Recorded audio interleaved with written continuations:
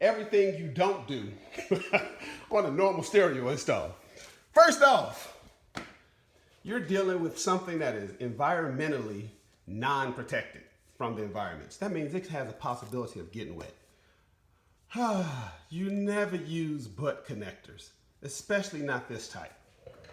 Then to go even further, they use these old cheap ass mushroom caps. You never use mushroom caps. That's just horrible. You solder it, heat shrink it. Not only is it a better connection, but you also have weather protection on it. I don't even know what this is right here. They took a cap, he took a red butt splice, and then he put gaffer's tape over it. Again, not the way to do that.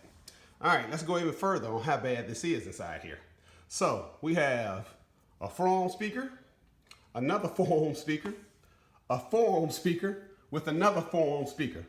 And if you notice here, they're all parallel together. So if we take 4 and 4 parallel, that's 2 ohm. Then we take 4 and 4 parallel with those down there, and that right there, guess what that is? That's 2 ohm. So now we have 2 ohm and 2 ohm, parallel them again, you get 1 ohm. So we have a amp that is only set to play down to 2 ohm.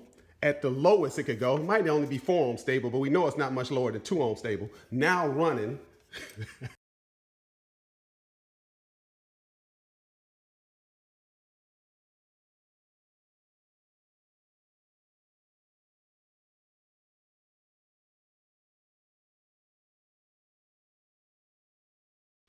as was asked when this project was first being undertaken, how could I get all the wires inside here and none show?